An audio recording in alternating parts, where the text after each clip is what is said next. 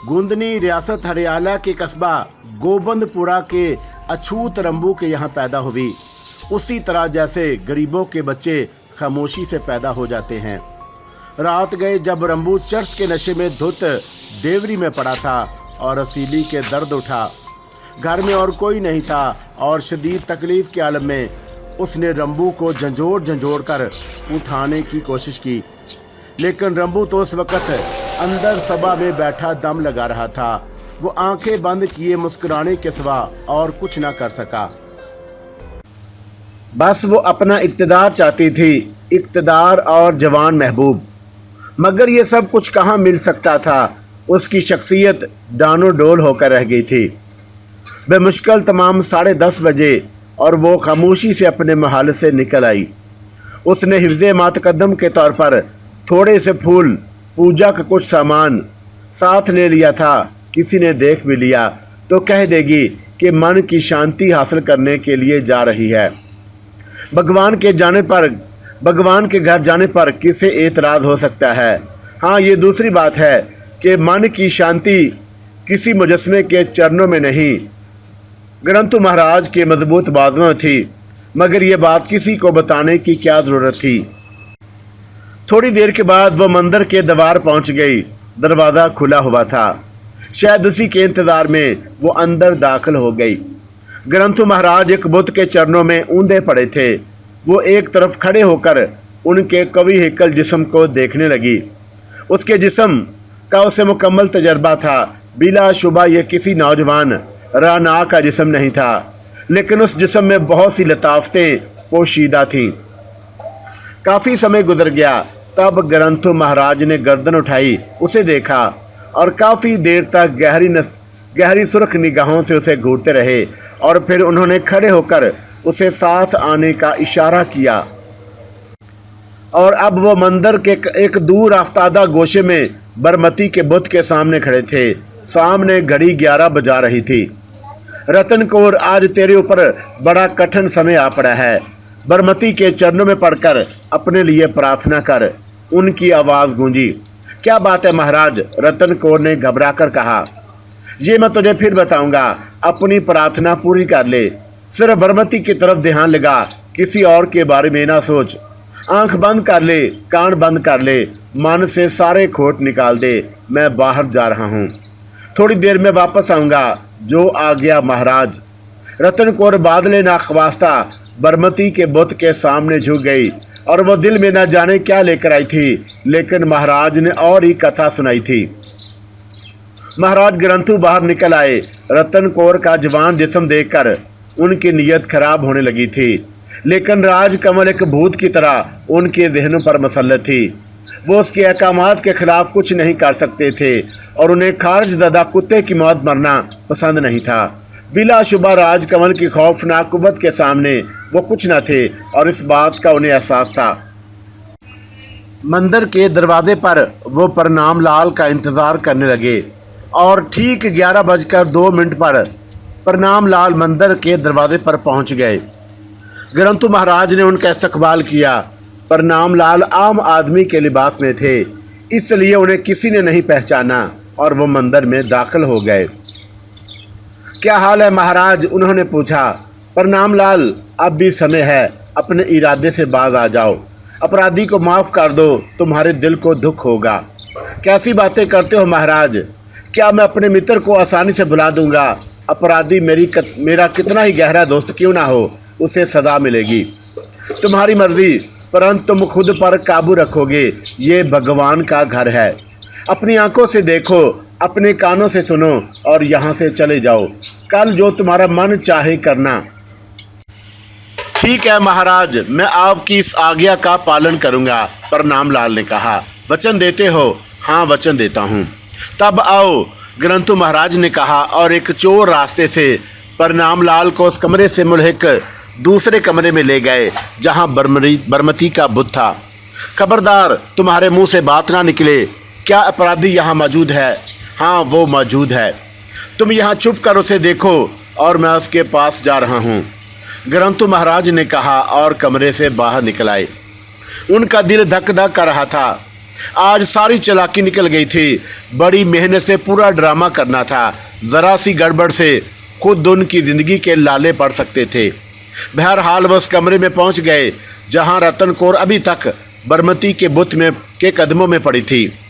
रानी रतन कौर, उन्होंने पुरजलाल आवाज में उसे पुकारा और रतन कौर ने बरमती के नंगे बुत के कदमों से सर उठा लिया। उसका चेहरा सुर्ख हो रहा था।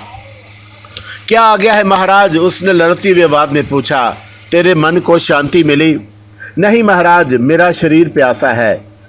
इसे सुकून कहाँ? और रतन कौर ने बेहजाबी से कहा। भगवान तुझे शांत करें, तूने पाप किया है रतन कौर। जब तक तू बरमती के सामने अपना मन साफ ना करेगी, तेरी मनोकामना पूरी ना हो सकेगी। मैंने कौन सा पाप किया है महाराज? मैं निर्दोष हूं, और फिर मेरे मन को शांति क्यों नहीं मिलती? रतन कौर, ग्रंथु महाराज ने उसके खुश्क होंठों को देखते हुए कहा। मैं तुझे बचा चुका हूं कि तेरे ऊपर बड़ा कठिन समय आ पड़ा है। अपने मन का एक एक राज बरमती के बुत के एक एक होठ निकाल कर फेंक दे, और ये रात तेरे लिए जीवन में सुख भी ला सकती है। भगवान के घर में तेरा झूठ हमेशा के लिए भस्म कर देगा। मैं तेरे ऊपर अग्नि के साए देख रहा हूँ। हाँ, अपने पाप के जीवन की पूरी कहानी बरमती के सामने है। सामने दोहरा दे और इससे मदद मांग। बरमती तेरी मदद करेगा, और अगर तूने यहाँ भी चाल से काम लिया तो फिर तेरे लिए कोई पनाह नहीं होगी। बता दे तूने अपने पति देव के साथ कितने झूठ बोले हैं। बता दे रतन कौर, बता दे। तेरा शरीर दहक रहा है। अगर तू पक रही है तो थोड़ी देर के बाद तू आग में लिपटी होगी। महाराज की आवाज बहुत खौफनाक हो गई और रतन कौर का जिस्म लर्जने लगा। वो खौफ से कांपने लगी और उसे बरमती की आंखों से आग उगलती हुई महसूस हुई, और वह सहम कर कई कदम पीछे हट गई। हे महान बरमती, उसकी हलक से भराई हुई आवाज निकली। मेरे मन को शांति दे, मैं सदा से बेअक्ल हूँ। जानता है बरमती, तू मेरे मन की बेअक्ली जानता है। मैं कृष्ण से प्रेम करती थी, मगर मेरा ब्याह प्रणाम लाल से कर दिया गया, बूढ़े प्रणाम लाल से, और उस हवसकार ने मेरे बलिदान को मिट्टी में मिला दिया। उसने राजकमल को रानी बना लिया और मैं हसद की आग में सुलग उठी। जहां बरमती राजकमल को नष्ट कर दे, उससे मेरे मन का चैन छीन लिया है। मैं अंधी हो गई हूं बरमती। उसने कृष्ण से कहा कि वो राजकमल को हलाक कर दे, परंतु उसने मेरे प्रेम पर पूरा न उतरा, और मुझे भाग्य ने अपने हाथों प्रेम हत्या कर डाली। हाँ, मैंने अपने प्रेमी को मौत के घाट उतार दिया, पर तू मेरे मन का हाल जानता है। मैं जल रही हूँ बरमती, मैं जल रही हूँ, और इसी जलन में, उसी अंधेपन में मैंने सिरी नाम से तल्लुकात कायम किए। अपना तन उस बूढ़े के हवाले कर दिया। वो मेरे शरीर से अपनी हवस पूरी करता रहा, और फिर उसने मेरे लिए कुछ ना किया। राजकमल भी राज कर रही है, और मैंने उसे भी जहर देकर हलाक कर दिया। तू सब जानता है बरमती। तू बस कर रतन कर, बस कर, वरना मंदिर की छत तेरे सर पर आन गिरेगी। बस रतन कौर, बस, मेरे कान इससे ज्यादा नहीं सुन सकते। ग्रंथु महाराज ने दोनों कानों पर हाथ रख लिए, और फिर वह जल्दी से रतन कौर के दोनों शाने पकड़कर उसे बाहर ले आए। चली जाओ रतन कौर, बस चली जाओ फौरन, महाराज से मंदिर के दरवाजे तक धकेलते हुए बोले। वो जानते थे कि उसके बाद उन्हीं का नंबर है, और वह इस रात को पोशीदा रखना चाहते हैं। मगर महाराज, मेरे मन की प्यास तो बुझा दो। मैं तुम्हारी दीवार से निराश। जा रतन कौर, इस समय चली जा, जल्दी से यहाँ से चली जा, वरना ना चाहते हो ना जाने क्या हो जाए, महाराज ने कहा, और रतन कौर की आंखों से आंसू टपकने लगे। वो उदास चेहरा लिए निराश कदमों से महल की तरफ चली गई, और जब वो निगाह से उजल हो गई, तब ग्रंथु महाराज ने सुकून का सांस लिया। फिर वह वापस अंदर आए, और प्रणाम लाल पूरे बदन से लर्ज रहा था। हरि राम, हरि शंकर, ग्रंथु महाराज ने कहा, और प्रणाम लाल तेज कदमों से बाहर निकल आए। उन्होंने ग्रंथु महाराज से कुछ नहीं कहा था। गोंदनी बेचैनी से प्रणाम लाल का इंतजार कर रही थी, और उसके दिल में धक्कड़ पकड़ हो रही थी। ना जाने क्या हो रहा हो, और ये उसका पहला हमला था। वो जानती थी कि उसका असिस्टेंट काफी मजबूत है, वो होशियारी से मामला संभाल लेगा, लेकिन फिर भी उसे ड्राप सीन का इंतजार था। और फिर जब प्रणाम लाल महल में दाखिल हुए, तो वो उनके स्वागत को दौड़ी। प्रणाम लाल के धुआं धुआं चेहरे को देखकर उनकी आंखें मैनी खेत अंदाज में फैल गईं। क्या हुआ महाराज, अपराधी का पता चला? लेकिन प्रणाम लाल ने कोई जवाब ना दिया। वो अंदर आ गए और फिर वो थके थके से कुर्सी पर गिर गए। हे भगवान, क्या हुआ, कुछ बताइए, क्या हुआ? मेरा मन उल्टा जा रहा है, राजकमल ने अदाकारी की और प्रणाम लाल ने सुलगती हुई आंखों से उठाकर उसे देखा। राजकमल, वो गंभीर आवाज में बोले। महाराज, राजकमल उनके कदमों में बैठ गई। जो कुछ हम पूछेंगे सर सच बता दोगी। ये बात आप अपने मन से पूछे महाराज, हमने आपसे आज तक झूठ बोला है। राजकमल ने उदासी से कहा। तुम हमसे प्रेम करती हो, इसका जवाब भी आपका मन देगा। नहीं, हम तुमसे जवाब चाहते हैं, यह हमारी इच्छा है, प्रणाम लाल ने संजीदगी से कहा। धरती और आकाश से भी ज्यादा? क्यों? प्रणाम लाल ने अजीब सा सवाल किया। इसका कोई जवाब नहीं है मेरे पास।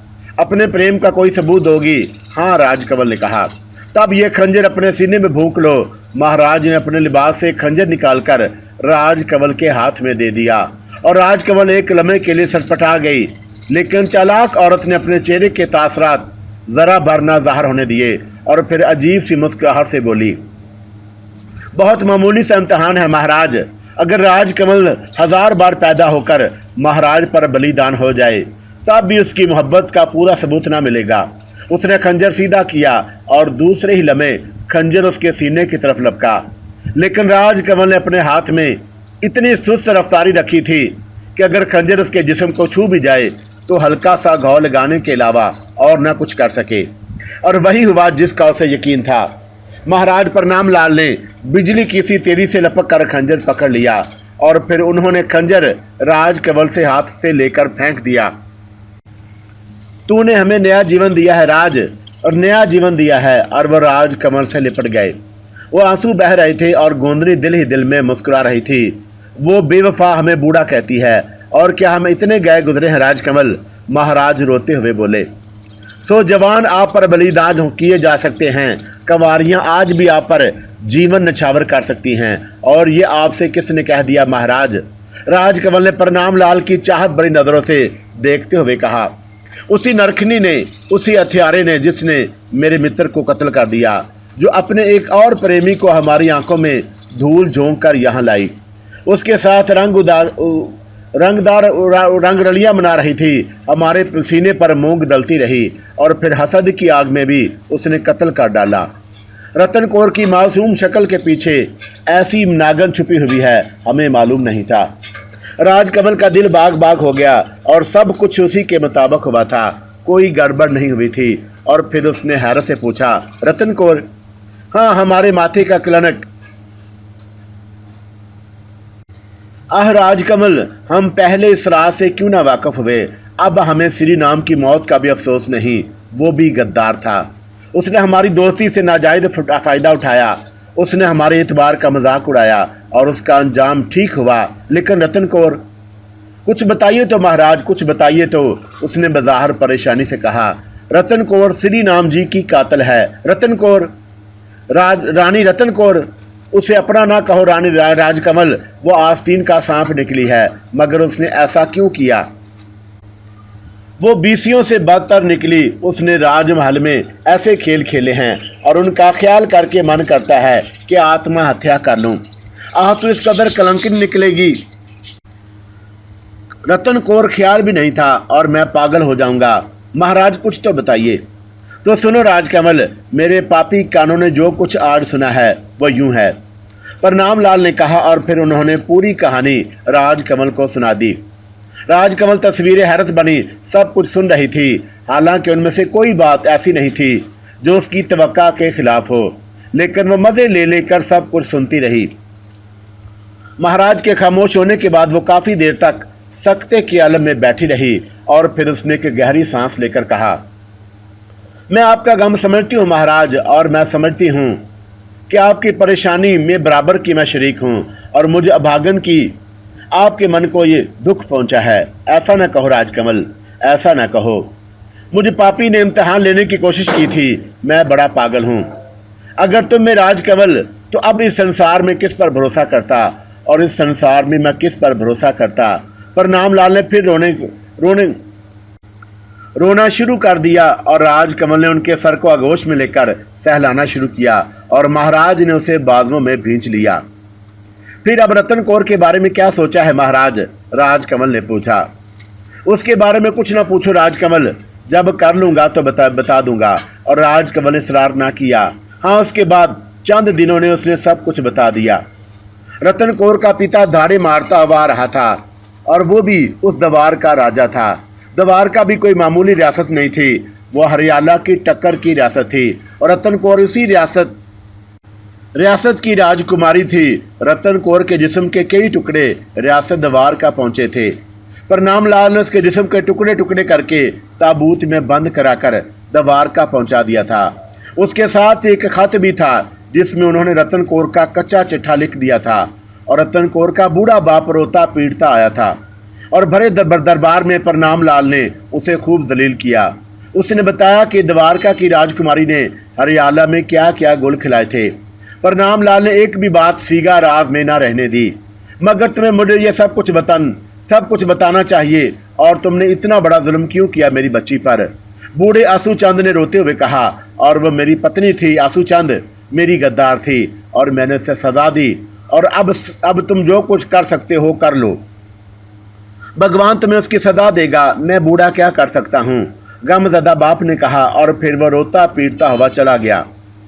प्रणाम लाल थोड़े से कपीदा खातर हुए, लेकिन राजकमल ने उन्हें बखूबी संभाल लिया और थोड़े दिनों के बाद प्रणाम लाल उस पूरी कहानी को फरामोश करने में कामयाब हो गए। अब वही रातें थी, वही दिन।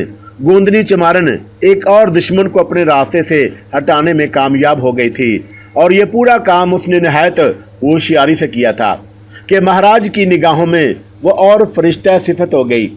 उन्हें यकीन हो गया कि सिर्फ गोंदनी ही उनकी सच्ची प्रेम का है और सिर्फ यही हसीन लड़की उन्हें दिल से चाहती है। बाकी रानियां सब मतलब परस्त हैं, और वो उन रानियों से इतने बददिल हुए थे कि अब उन्हें बेटे की आरज़ू भी नहीं रही थी। कई बार उस मौजूद पर बात भी हुई, लेकिन महाराज प्रणाम लाल ने कह दिया कि उन्हें वो बालक नहीं चाहिए जो भानुमति की कोख से पैदा होगा। हाँ, अगर वो राजकमल की कोख में हो तो वो उसका स्वागत करेंगे। राजकमल बहुत खुश थी और उसका जाल मजबूत से मजबूत तर होता जा रहा था। उसके इख्तियारात बढ़ते जा रहे थे, और दूसरी तरफ प्रणाम लाल महाराज ग्रंथु के और अकीदतमंद हो गए थे, और ग्रंथु महाराज के भी ऐश हो गए। ग्रंथु महाराज अच्छी तरह जानते थे कि यह सब राजकमल का कर्म है, और अगर उसकी आंख टेढ़ी हुई तो फिर पाताल में भी जगह नहीं मिलेगी। चुनाचा उन्हें क्या पड़ी थी कि वो राजकमल के खिलाफ कुछ सोचते। उन्होंने उस हसीन नागन को गुरु मान लिया था और अब वो उसे देवी कहते थे। राजकमल अब अक्सर पूजा के लिए जाती और बेधड़क ग्रंथु महाराज से गुफ्तगू करती। तीसरी शख्सियत भानुमति की थी, और वो गरीब आज तक इंतजार कर रही थी कि महाराज प्रणाम लाल उसके पास आए, लेकिन खुद किसी इकदाम की उसमें हिम्मत ना थी। रतन कौर का हशर बहुत इबरतनाक था और उसके बारे में सब कुछ मालूम हो गया था। रतन कौर ने इस अंजाम से भानुमति सख्त खौफजदा हो गई थी, लेकिन उसके मन की आग और भड़क उठी। इस दौरान वो ग्रंथु महाराज से भी नहीं मिली, लेकिन फिर जब रतन कौर की याद ज़हन से निकली तो उसके जज्बा रकाबत फिर से उभर आया। एक शाम उसने पूजा पाठ की तैयारियां की और पूजा के लिए मंदिर पहुंच गई। ग्रंथु महाराज हस्बे मामूल पूजा में मसरूफ थे। भानुमति उनके पीछे बैठ गई, और फिर जब महाराज ने पूजा से फारग होकर पलट कर देखा तो भानुमति को देखकर उछल पड़े। उन्होंने गौर से उसकी शक्ल देखी। आज भानुमति के चेहरे पर कोई अकीदत नहीं थी, जबकि उसका चेहरा अजीब खुश सा हो रहा था। ग्रंथु महाराज उसे गौर से देखने लगे। फिर उन्होंने भानुमति की पूजा कराई और उसके बाद आहिस्ता लहजे में उससे बोले, मुझसे कोई काम है भानुमति? हाँ महाराज, बहुत जरूरी काम है, भानुमति ने जहरीले लहजे में कहा। तब आओ तुम्हें बरमती के दर्शन करा दूं, महाराज ने कहा और उसे अलग ले गए। क्या बात है सुंदरी? बड़ी बेहयाई से पूछ रहे हो महाराज कि क्या बात है? क्या आपको कोई बात मालूम नहीं? तू हमारा अपमान कर रही है भानुमति, मगर हम तुझे इसलिए माफ कर देंगे कि तू हमारे पुराने मित्र की पुत्री है। मैं आपसे पूछना चाहती हूँ महाराज, पद्मपुर की गठूशाला से इसलिए उठकर यहाँ आए थे कि साथ रंगरलियां मनाएं, और क्या आपने इसीलिए महल में कदम रखे थे कि ऐशो ऐशरत की जिंदगी और ये सब कुछ भूल गए? क्या आप यहाँ से मेरे लिए आए हैं? इसलिए क्या किया है आपने मेरे लिए, और मैं आज भी ही वैसी ही हूँ जैसी पहले थी। बताइए आपने मेरे लिए क्या किया है। दीवारों के भी कान होते हैं भानुमति, तू भूल गई कि रतन कौर का क्या हशर हुआ। ग्रंथु महाराज खुद ही अंदाज में बोले, अब मुझे किसी अंजाम की परवाह नहीं, सब कुछ भुगतने के लिए तैयार हूँ। स्त्री के लिए उसने और कोई नहीं सोच सकता।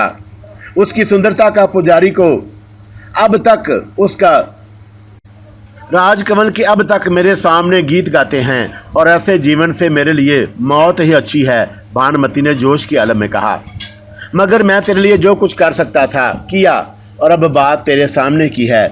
मैंने राजकमल को तेरे सामने महाराज की निगाहों से गिराने की कोशिश की, लेकिन राजकमल का जादू सख्त है।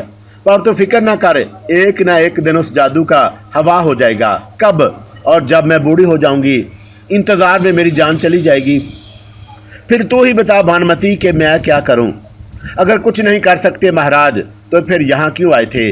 मेरी इज्जत क्यों लूटी थी? और मैं तो कहीं की ना रही। गौर से सुनो महाराज, राजकमल को हत्या कर दो, कुछ भी करो महाराज, और तुमने मेरी इज्जत लूटी है, और मुझे वो सब कुछ दे दो, वरना मैं अपना जीवन तो दूंगी ही, तुम्हारा जीवन भी ले लूंगी। हरियाला के भरे दरबार में तुम्हारा मुंह काला करके तुम्हें इस तरह घसीटा जाएगा, और फिर पत्थरों से कुचल कर मार दिया जाएगा। इस बात को कान खोल कर सुन लेना, भानुमति ने कहा, और महाराज उसे सहमी हुई निगाहों से देखने लगे। भानुमति वापसी के लिए मुड़ी तो वह लड़ती हुई आवाज में बोले, और मुझे कुछ कोशिश और कर लेने दे भानुमति, थोड़ा और इंतजार कर ले। मैं अगर कुछ ना कर सका तो फिर तुझे अधिकार है। एक हफ्ता और उसके बाद भानुमति ने नाक सिकोड़ कर कहा, और वो बाहर निकल गई। पत्थरों के बुतों के सामने महाराज ग्रंथु खुद भी एक बुत मालूम हो रहे थे, और उनके चेहरे पर हवाइयां उड़ रही थीं। लेकिन फिर उनके होंठों से एक लफ्ज निकला, गुरुजी, और उनके मन की कली खिल गई। हाँ, गुरुजी ही उसके कष्ट का उपाय कर सकते हैं। भानुमति की मौत भी उसे घेर रही है। और दूसरी शाम वो बजाते खुद गुरुजी के चरणों में पहुंच गए। उन्होंने मालूम कर लिया था कि प्रणाम लाल राजकमल के वजूद नहीं है, और राजकमल महाराज ग्रंथु को देखकर चौंक पड़े। उस वक्त रूपा के अलावा कुछ और बांदियां भी उसके पास थीं। उसने खड़े होकर महाराज का स्वागत किया। महाराज ने राजकमल के माथे पर चंदन टीका लगाया, और राजकमल ने तमाम दासियों को हाथ के इशारे से चले जाने के लिए कहा। रूपा सब कुछ समेटकर बाहर निकल गई, और अब ग्रंथु महाराज और राजकमल थे। कैसे तकलीफ की महाराज? राजकमल ने पूछा। बस गुरु के चरणों में हाजिर हो गया हूँ। दास गुरु के पास उसी वक्त आता है जब उस पर कोई कठिना पड़ती है, महाराज ने कहा, और राजकमल हंस पड़ी। हमें शर्मिंदा न करे महाराज। नहीं राजकमल, भगवान की सौगंध, मैं दिल से तुम्हें गुरु मान चुका हूँ। तुम्हारी शक्ति मेरी शक्तियों से कहीं महान है। जानू भगवान तुम्हारे सतक में उतर आए हैं, और अक्सर मैं इसके बारे में सोचता हूँ तो हैरान रह जाता हूँ। बात क्या है ग्रंथु महाराज? राजकमल ने बदस्तूर मुस्कुराते हुए कहा। कोई सुन तो नहीं रहा देवी? कोई नहीं है, बेफिक्र रहें, राजकमल ने बड़े सुकून से कहा। कल शाम भानुमति पर फिर दौड़ा पड़ा है। ओहो, राजकमल ने दिलचस्पी से कहा। तफसील बताएं महाराज। तुम्हें मालूम है कि राजकमल और तुमसे कौन सी बात छुपी हुई है? भानुमति पद्मपुर से मुझे इसलिए लाई थी कि तुम्हारा जोर तोड़ दूं।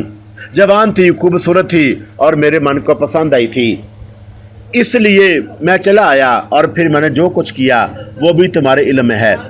रतन कौर के अंजाम के बाद से अब तक वो खामोश बैठी थी, लेकिन मुआफ करना, स्त्री जात में रकाबत की आग बहुत तेज होती है, और वह सब कुछ भूल जाती है।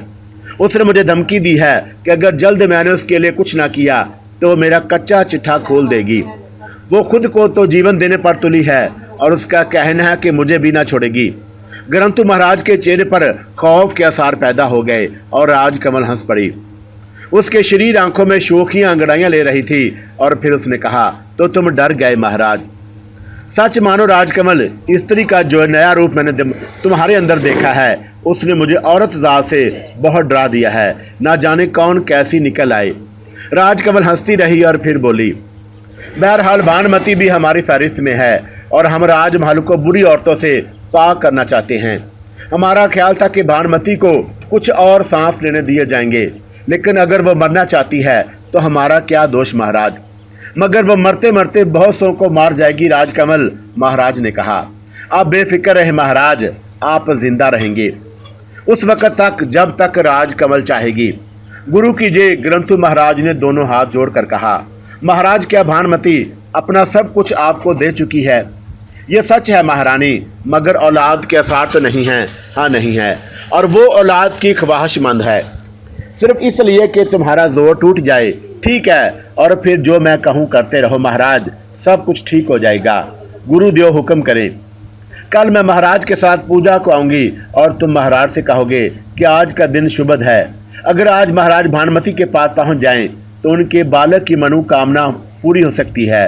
ओहो अच्छा, फिर भानुमति को आज रात को ही किसी तरह इतला दे दें कि आप उसके लिए एक खास जाप कर रहे हैं और मुमकिन है कि उस जाप का नतीजा एक आध दिन में निकल आए।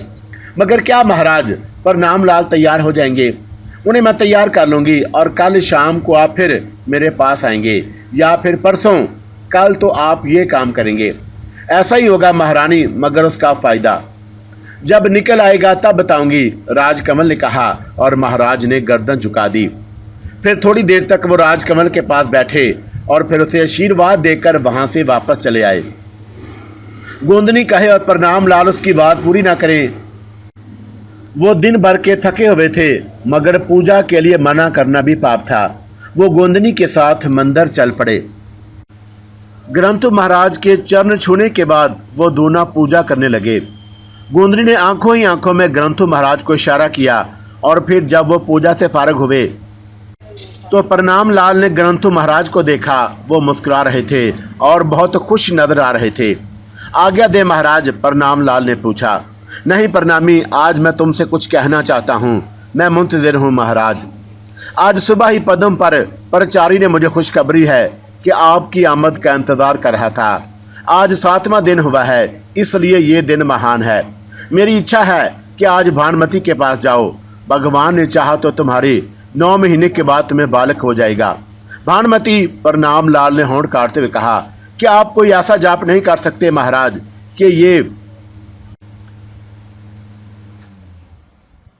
कि ये बालक राजकमल के यहाँ पैदा हो। हम भी संसार की उसी मिट्टी से उठे हुए हैं और हमारी शक्ति की एक हद मुकर्रर है। बालक के लिए तुम्हें उसी के पास जाना होगा और यह हरियाला की जरूरत है। मगर मुझे भानुमति के यहाँ बालक, प्रणाम लाल ने कहा, लेकिन राजकमल ने उसके मुंह से लुकमा निकाल लिया और वह मोहब्बत भरी निगाहों से प्रणाम लाल को देखकर, बालक हरियाला की जरूरत है महाराज, और आपको हमारी सौगंध इनकार न करें। ये क्या कह दिया राजकमल? सौगंध क्यों दे दी, और हम किस दिल से भानुमति के पास जाएंगे? आपको जाना ही होगा महाराज मेरे लिए, और यहां से सीधे भानुमति के महल जाएं। राजकमल की बात सुनकर महाराज की गर्दन लटक गई। अच्छा, हम तुम्हारी सौगंध का पालन करेंगे, उसने खोए हुए लहजे में कहा। बस तो फिर जाएं। मैं बरमती के सामने प्रार्थना करूंगी कि मुझे हरियाला का राजकुमार चाहिए। हाँ, मुझे हरियाला का राजकुमार चाहिए, राजकमल ने कहा, और महाराज गर्दन झुकाए हुए मंदिर से निकल गए।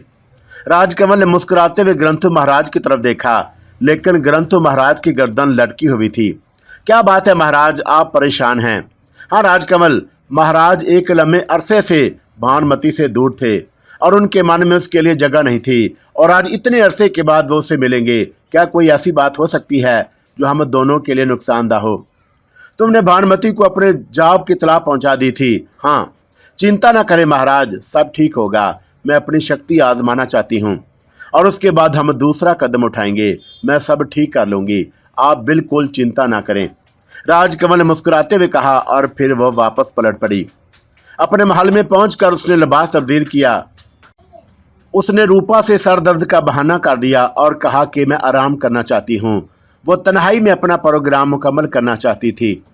प्रणाम लाल भानुमति के पास पहुंच गए और उसी वक्त से भानुमति को इत्मीनान हो जाएगा कि महाराज का जाप काम कर रहा है और वह फौरी तौर पर महाराज पर इत्माद करेगी। इस तरह वो कोई और कार्रवाई करने से बाज रहेगी। राजकमल को उसे डुबोने का मौका मिल जाएगा और असल में भानुमति को उसी अंदाज में चित भी कर सकती थी जिस तरह उसने रानी रतन कौर को किया था। लेकिन दोनों रानियां अगर एक ही तरह से मरी तो किसी चालाक आदमी को शुबा हो सकता है और महाराज प्रणाम लाल भी सोच सकते हैं, इसलिए वो कोई और दाव खेलना चाहती थी। ये कदम उसने सिर्फ भानुमति को किसी इकदाम से रोकने के लिए उठाया था कि उसे सोचने का मौका मिल जाए। वो महाराज उसके पास एक शानदार हथियार थे और जिससे वो बहुत से काम ले सकती थी। वो अंगड़ाइयां लेती रही और फिर उसके मन में प्रताप आ गया। उसका महबूब जज्बात और मूंगों का देवता, बहुत दिन हो गए थे उसे देखे हुए, ना जाने बेचारे पर क्या बीत रही हो। लेकिन अभी हालात साजगार नहीं हुए थे और वो अपने लिए कोई पहलू कमजोर छोड़ना नहीं चाहती थी। इसलिए उसने फौरी तौर पर प्रताप के ख्याल को रद्द कर दिया। ज्यादा रात ना गुजरी थी कि वो बेअकली से करवटें बदल रही थी कि प्रणाम लाल वापस आ गए और उनका चेहरा बुझा हुआ था। उन्होंने राजकमल को देखा और राजकमल मुस्कुरा उठी। तुम यहाँ हो राज, और मैं तुम्हारी कौन कौन सी बात की कदर करूं? उन्होंने राजकमल को सीने से भींचते हुए कहा। क्या हुआ महाराज? राजकमल ने मुस्कुराते हुए पूछा। एक तुम हो कि तुमने अपनी सेज से उठाकर मुझे अपनी सौकन के पास भेजा। एक वो है कि जब तक मेरे साथ रही तुम्हारे खिलाफ दश्त उगलती रही। अगर मुझे तुम्हारी सौगंध का पालन ना होता तो मैं एक मिनट के लिए उसके पास ना ठहरता, और मैंने खामोशी से उसकी बातें सुनी और तुम्हारी मनोकामना पूरी करता रहा। उसके बाद एक मिनट भी मुझसे उसके पास ना ठहरा गया, और मैं हरियाला से प्रेम करती हूँ महाराज। मैं चाहती हूँ प्रणाम लाल का नाम सदा रोशन रहे। हरियाला को राजकुमार चाहिए, राजकमल को हरियाला का वारस चाहिए। मैं आपकी एहसान मानूं महाराज, आपने मेरी राज रख ली। राजकमल तो महान है और तू महान है। राजकमल, महाराज ने उसे सीने से भींच लिया। राजकमल मुस्कुराती रही। क्या हाल है महाराज? राजकमल ने मुस्कुराते हुए पूछा। देवी की अनायत है, जी रहा हूँ। भानुमति के कैसे हाल हैं? मेरा शुक्रिया अदा करने आई थी मगर उदास थी। कह रही थी कि प्रणाम लाल का मन नहीं बदला। राजकमल उनके दिमाग पर छाई हुई है। अगर उन्हें बालक की उम्मीद ना होती तो वो कभी ना आते। बहरहाल मैंने उसे तसल्ली दी और कहा है कि मेरा जाप 40 दिन का है। 40 दिन पूरे हो जाएंगे तो फिर महाराज को कोई ना रोक सकेगा। इसलिए देवी जी, उसने 40 दिन का सब्र कर लिया है। लेकिन मैं चाहती हूँ कि जो कुछ होना है जल्द हो जाए, और अभी मुझे बहुत से काम करने हैं। दास हाजिर है महारानी, आज्ञा दें। आपको एक काम करना है महाराज, राजकमल ने आहिस्ता से कहा, और ग्रंथु महाराज उसकी तरफ झुक गए। भानुमति को एक घटना से आगाह कर दो। उसे बताओ कि उसके पेट में बालक है, लेकिन राजकमल नहीं चाहती कि वह मां बने। चुनाचा जिस रात बालक पैदा होगा, राजकमल चालाकी से उसे हलाक कर दे। अगर वो अपने और अपने बच्चे का जीवन बचाना चाहती है तो जल्द से जल्द राजकमल को हलाक कर देना चाहिए, वरना ना वो खुद बच सकेगी और ना उसका बालक। ग्रंथु महाराज की आंखें हैरत से फैल गईं। ये तुम क्या कह रही हो राजकमल? सुनते जाइए महाराज। भानुमति के साथ मिलकर समय मुकर्रर करें, और फिर जिस जिल्लत भानुमति खंजर से मेरे ऊपर हमला करने वाली हो, उसी रात महाराज प्रणाम लाल को उस बात से आगाह कर देना कि उसका संसार उजाड़ने की साजिश कर ली गई है। वो भानुमति पर निगाह रखें, बस इतना काफी है। ग्रंथु महाराज दंग रह गए और एक बार फिर उन्हें उस हसीन नागन की चालाकी का एहसास हुआ। बेशक काम बन जाएगा और कोई उसके बारे में सोचेगा भी नहीं। वो खामोशी से राजकमल की शक्ल देखने लगे। ये काम कब कर लोगे महाराज? राजकमल ने पूछा, और बहुत जल्द, जब देवी आज्ञा दें। तुम जानते हो महाराज कि मेरे हर कदम से ना सिर्फ मुझे बल्कि तुम्हें भी किस कदर फायदा मिल रहा है, और तुमने महाराज को आगाह किया। महाराज के मन में तुम्हारी इज्जत बढ़ गई। उन्होंने कई बार मुझसे तुम्हारे महान होने का जिक्र भी किया है। उन्होंने कहा है कि जब तक ग्रंथु महाराज जैसा ऋषिमुनि हमारे पास है, हमें किसी किस्म की चिंता नहीं करनी चाहिए। और महाराज, जब आप उनकी चहेती की जान बचाओगे तो महाराज किस कदर आपसे। मैं जानता हूँ देवी, मैं जानता हूँ। तो समझ लो महाराज, मेरे इशारों पर चलते रहे तो ऐश करोगे, और जो मेरी मुखालफत करता है उसका ठिकाना यहाँ करीब नहीं होता और हमेशा के लिए ख़त्म हो जाता है, और तुम्हें ये मालूम है। मैं अच्छी तरह जानता हूँ देवी, और मैंने तुम्हें अपना गुरु माना है और हमेशा तुम्हारी सेवा अपना धर्म समझूंगा। ग्रंथु महाराज ने कहा, और राजकमल मुस्कुराती हुई दासियों के साथ मंदिर से वापस चली गई। ग्रंथु महाराज उसके चले जाने के बाद देर तक उसके बारे में सोचते रहे कि राजकमल क्या है। ये अब तक उनकी समझ में नहीं आई थी कि उसकी मालूमात के ज़राए क्या हैं और राजमहल में उसने किस किस्म के जाल फैलाए हुए हैं। लेकिन बात राजमहल तक होती तो ठीक था, लेकिन उसके कदम तो बहुत दूर तक जा चुके थे, मसलन पद्मपुर के मंदिर तक, और जहां उन्होंने पहली बार भानुमति के साथ रंगरलियां मनाई थी। और उसे कुछ मालूम था, सब कुछ मालूम था, और ये उसकी खौफनाक चालें। ग्रंथु महाराज लर्ज उठे। कैसी मासूम और सूरत, लेकिन कितनी चालाक है वो। और उसने अपने इर्द गिर्द ऊंची ऊंची दीवारें खड़ी कर रखी हैं और जिनकी दूसरी तरफ देखना नामुमकिन है। उसने ग्रंथु के तमाम इरादे खाक में मिला दिए थे। और यहाँ आने के बाद महाराज ने जिस अंदाज में अपना काम शुरू किया था, उससे अंदाज़ा होता था कि थोड़े देर में पूरे हरियाला में उनका बोलबाला होगा। हरियाला के लोग अब भी उस महान साधु से नाराज न थे जो राजमहल में रहता था।